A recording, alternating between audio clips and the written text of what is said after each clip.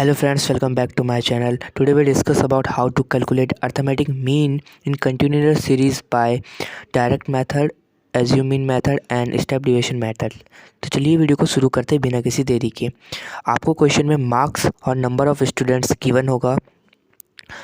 तो हमें सबसे पहले ये जो मार्क्स दिया है उसे रियल फॉर्म पे लिख देना है। जैसे कि लिखते हैं 0 to 10, 0 to 2, 2 to 4, 4 to 6, 6 to 8 और 8 to 10। इस तरीके से आपको ये लिख देना है। उसके बाद हमें फ्रीक्वेंसी निकालनी है। फ्रीक्वेंसी आपकी ऐसे निकलेगी 30 माइनस 28 2 होता है, 28 माइनस 24 4, 24 माइनस 18 6, 18 माइनस 10 8 और आपका लास्ट में 10।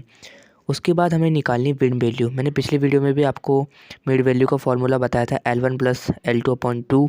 L1 हमारी लोअर लिमिट होती है जो कि आपको यहाँ मार्क्स में गिवन होती है, तो यहाँ से हम निकाल सकते हैं। जैसे कि 0 + 2/2, तो आपका पहले ही आ जाएगी मिड वैल्यू 1, दूसरी 3, तब 5, तब 7, तब 9।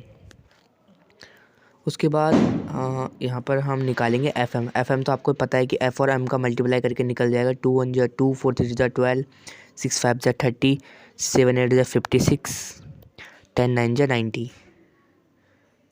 उसके बाद आपको यहाँ हम सबसे पहले यह आपको ऐसा कर लेना है। तो अब हम इसमें डायरेक्ट मेथड से पहले हम करते हैं बाय डायरेक्ट मेथड। इसका फॉर्मूला है sigma F M upon sigma F. हमने यहाँ सिग्मा एफ एम निकाल दिया यहाँ प्लस करके, आप भी प्लस करेंगे तो आपका ये आएगा 190 और सिग्मा एफ यहाँ पर आ रहा है 30। तो हम फॉर्मूले में पुट करेंगे 190/30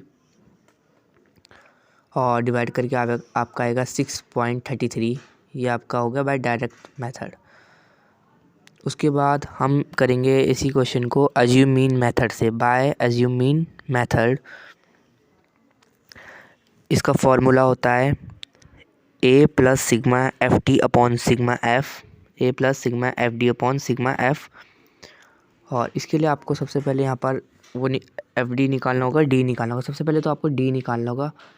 डी आपका निकलेगा m-a।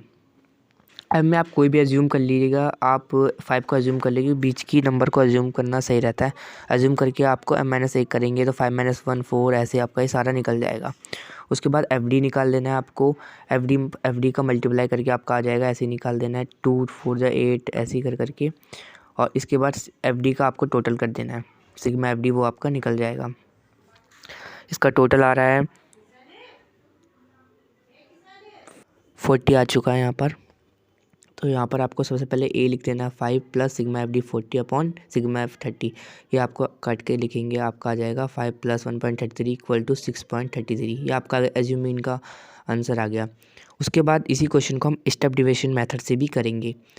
तो बाय स्टेप डिविजन मेथड हम जल्दी से कर लेते हैं।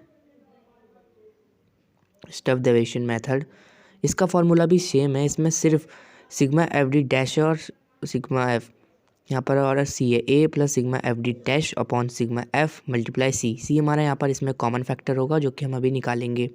सी जो मिड वैल्यू में जो कॉमन आ रहा है उसी को हम सी ले लेते हैं। डी डैश का फॉर्मूला d/c हम पहले निकालेंगे, d/c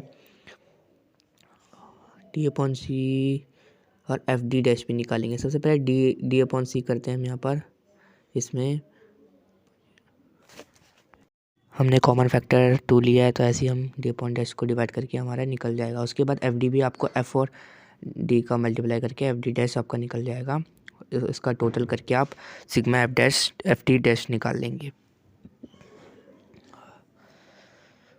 उसके बाद यहाँ पर आपको बस पुट कर लेना है, जो हमने एज्यूम किया था वो पुट कर लेना है। एज्यूम हमने 5 किया था, 5 + सिग्मा एफ डी आपको पता है 20 एफ डी डैश और सिग्मा एफ आएगा 30 मल्टीप्लाई कॉमन फैक्टर जो हमने लिया था 2। तो ऐसा आप कैलकुलेशन थोड़ा कर लेना और आपका जो इसका आंसर भी होगा आपका आएगा 6.33। बस आपको ये बात याद रखनी है कि जो तीनों मेथड से आप करेंगे तो उन तीनों का आंसर आपका सेम आएगा।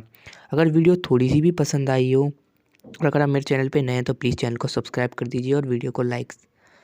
इसमें आपको ये चीज़ हमेशा ध्यान रखनी है कि ये क्वेश्चन थोड़ा ध्यान से करना है। आपका 5 से 6 मार्क्स का आपका पेपर में आ सकता है। Thanks for watching.